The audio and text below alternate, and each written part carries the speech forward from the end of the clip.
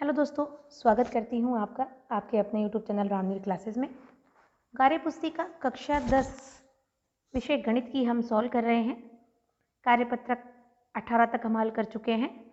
आज इस वीडियो में आपके लिए लेकर आई हूँ कार्यपत्रक 19 का हल। बिल्कुल सही और सटीक हल इस वीडियो के माध्यम से आपको बताऊँगी। प्लीज़ वीडियो को पूरा देखें, लाइक करें और दोस्तों के साथ शेयर ज़रूर करें। क्वेश्चन नंबर 1 है, त्रिभुज ABC का क्षेत्रफल होगा। देखिए, त्रिभुज का क्षेत्रफल होता है 1/2 आधार इंटू ऊंचाई। तो जैसा कि आप देख रहे हैं चित्र में, आधार है BC और लंबाई है, इसकी लंब है AB। तो यह हो जाएगा 1/2 गुणा AB into BC। Option number अ यहाँ पर आपको टिक लगाना है, सही करना है। प्रश्न नंबर 2 है, चित्रानुसार त्रिभुज ABC। अब देखिए, यहाँ पर सर्वांग का चिन्ह नहीं लगाया हुआ है, आप लगा सकते हैं सर्वांग का इस तरह DEF में। त्रिभुज ABC का क्षेत्रफल बटे DEF का क्षेत्रफल के बराबर के लिए सत्य कथन है। अब यहाँ एक चीज़ ध्यान रखनी है, जैसा मैंने साइड में लिख रखा है, आप पढ़ सकते हैं। समरूप त्रिभुजों के क्षेत्रफलों का अनुपात उनकी संगत भुजाओं के वर्गों के अनुपात के बराबर होता है। तो देखिए, इसकी संगत भुजाएं, AB की संगत भुजा DE है, तो AB बटे DE का स्क्वायर इसके बराबर होगा। फिर AC की संगत भुजा है DF, इसका भी स्क्वायर होगा AC बटे DF का स्क्वायर। और BC की संगत भुजा है EF, तो BC बटे EF का स्क्वायर भी होगा। यानी कि इसका उत्तर है उपरोक्त सभी, ऑप्शन नंबर द। प्रश्न नंबर 3 है, दो समरूप त्रिभुजों का क्षेत्रफल 16:81 है के अनुपात में है, तो संगत भुजाओं में अनुपात होगा। जैसा कि आपने ऊपर पढ़ा है, समरूप त्रिभुजों के क्षेत्रफलों का अनुपात उनकी संगत भुजाओं के वर्गों के अनुपात के बराबर होता है।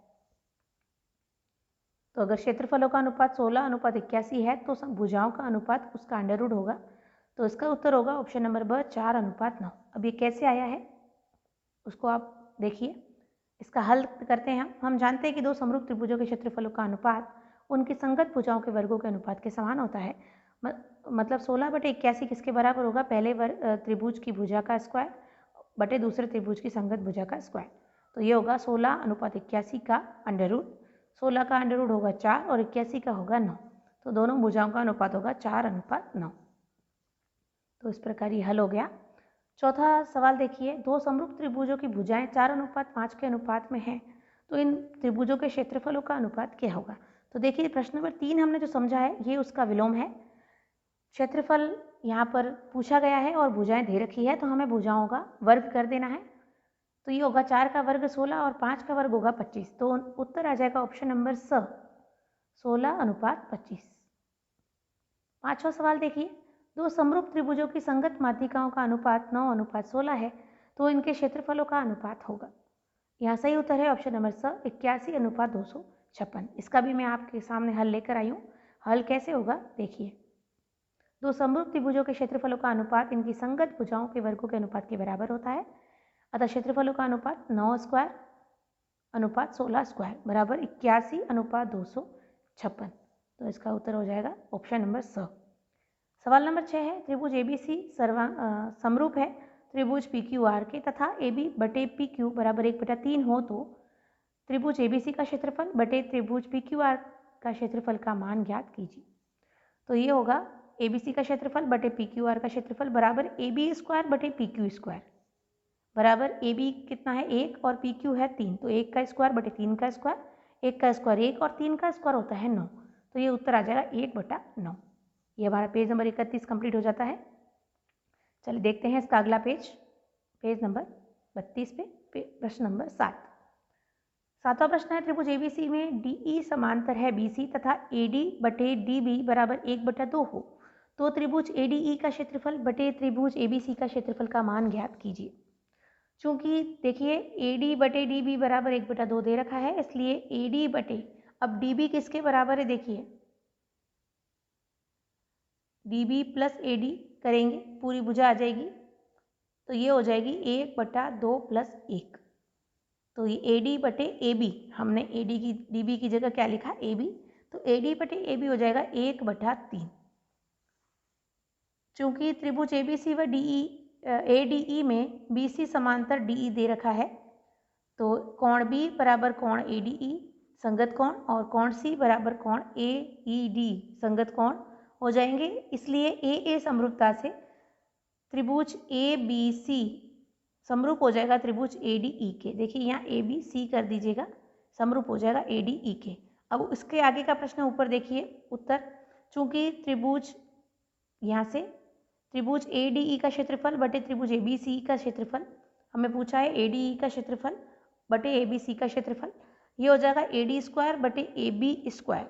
ए डी कितना है 1 और ए बी है 3, तो 1 का स्क्वायर बटे 3 का स्क्वायर 1/9 इसका उत्तर आ जाएगा। प्रश्न नंबर 8 देखिए, दो समरूप त्रिभुज ए बी सी व पी क्यू आर के क्षेत्रफल क्रमशः 100 सेमी स्क्वायर तथा 144 सेमी स्क्वायर है और त्रिभुज ए बी सी की ऊंचाई 6 सेमी है, तो त्रिभुज पी क्यू आर की ऊंचाई ज्ञात कीजिए। तो इसका हल देखिए, माना पी क्यू आर की ऊंचाई 1 सेमी है। हम जानते हैं कि दो समरूप त्रिभुजों के क्षेत्रफलों का अनुपात संगत ऊंचाइयों के वर्ग के अनुपात के बराबर होता है, इसलिए त्रिभुज ए बी सी का क्षेत्रफल बटे त्रिभुज पी क्यू आर का क्षेत्रफल बराबर हो जाएगा त्रिभुज ए बी सी की संगत ऊंचाई का स्क्वायर बटे त्रिभुज पी क्यू आर की संगत ऊंचाई का स्क्वायर। तो ये हो जाएगा 100 बटे 144 बराबर हो जाएगा 6 का स्क्वायर, क्योंकि ए बी सी की संगत ऊंचाई दे रखी है और पी क्यू आर की हमने एक्स मानी है, तो यहाँ करेंगे 100 बटे 144 बराबर 6 स्क्वायर बटे एक्स स्क्वायर। 100 बटे 144 हो जाएगा, 6 का स्क्वायर 36 और एक्स स्क्वायर, फिर हो जाएगा एक्स स्क्वायर का मान ज्ञात करना है, तो ये 36 गुणा 144 बटे 100 हो जाएगा। तो अब एक्स स्क्वायर है, स्क्वायर हटेगा तो सामने की संख्या पे यहाँ अंडर रूट लग जाता है, तो यहाँ एक्स का मान हो जाएगा अंडर रूट 36 गुणा 144 बटे 100। तो 36 किसका अंडर रूट है 6 का, 144 है 12 का और 100 है 10 का, तो 6 गुणा 12 बटे 10 हो जाएगा, ये होगा 72 बटे 10, 12 छंग 72, 72 बटे 10 हो जाएगा 7.2 सेंटीमीटर, ये उसका उत्तर आ जाएगा। आगे देखिए सवाल नंबर 9, त्रिभुज एबीसी समरूप है त्रिभुज डी ई एफ के और इनके क्षेत्रफल क्रमशः 64 सेमी स्क्वायर तथा 121 सेमी स्क्वायर हैं, और यदि ई एफ बराबर है 15.4 सेमी तो बी सी ज्ञात कीजिए। चलिए देखते हैं इसका उत्तर।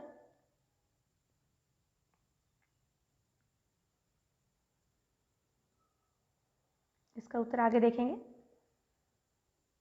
चूंकि त्रिभुज एबीसी समरूप है त्रिभुज डीईएफ के हमें दिया गया है, इसलिए त्रिभुज के क्षेत्रफलों का अनुपात बराबर त्रिभुज की संगत भुजाओं के वर्गों का अनुपात। तो इस तरह ये दो त्रिभुज हैं, त्रिभुज एबीसी का क्षेत्रफल बटे त्रिभुज डीईएफ का क्षेत्रफल बराबर बीसी स्क्वायर बटे ईएफ स्क्वायर। इस तरह चित्र बनाना है आपको और इस तरह लिखना है, लिखते जाइए साथ साथ। आगे करेंगे, एबीसी का क्षेत्रफल दिया है 64 और डीईएफ का दिया है 121, तो 64 बटे 121 बराबर बीसी स्क्वायर बटे 15.4 का स्क्वायर। अब यहाँ बीसी का मान हो जाएगा बीसी बटे 15.4 बराबर अंडर रूट 64 बटे 121, क्योंकि स्क्वायर हटेगा तो रूट चढ़ जाएगा सामने वाली संख्या पे।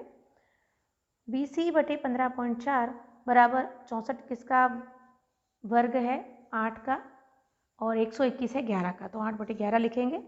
अब इसको हल करेंगे, 11 गुणा बीसी बराबर 15.4 गुणा 8, ये वज्र गुणा करने पर आया है, तो बीसी का मान हो जाएगा 15.4 गुणा 8 बटे 11, बीसी का मान आ जाएगा 11.2 सेंटीमीटर। तो ये इसका उत्तर आ जाता है प्रश्न नंबर हमारा 9 का।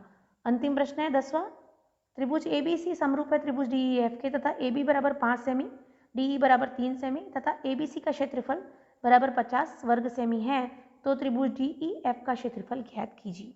इसको हल करेंगे, त्रिभुज एबीसी का क्षेत्रफल बटे त्रिभुज डीईएफ का क्षेत्रफल बराबर ए स्क्वायर बटे डी स्क्वायर।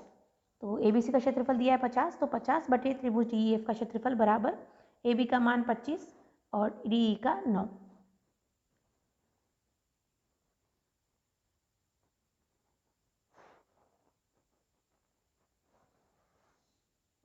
स्क्वायर और डी स्क्वायर है, तो ए बी का मान 5 है और डी का मान 3 है, इसलिए ए बी का स्क्वायर हो जाएगा 25 और डी का स्क्वायर हो जाएगा 9। तो त्रिभुज डीईएफ का क्षेत्रफल हो जाएगा 50 गुणा 9 बटे 25, उत्तर आ जाएगा 18 वर्ग सेमी या 18 सेंटीमीटर स्क्वायर। तो इस प्रकार ये 10 सवाल मैंने आपको हल करके बता दिए हैं, बिल्कुल सही हल किए हुए हैं, गलती की कोई गुंजाइश नहीं है, इसलिए आप आराम से निश्चिंत होकर इन सवालों को अपनी नोटबुक में हल कर सकते हैं। परीक्षा की दृष्टि से बहुत ही उपयोगी साबित होने वाले हैं। आशा करती हूँ आपको वीडियो अच्छा लगा होगा। वीडियो को पूरा देखने के लिए धन्यवाद। जल्द मिलेंगे हम अगले वीडियो में।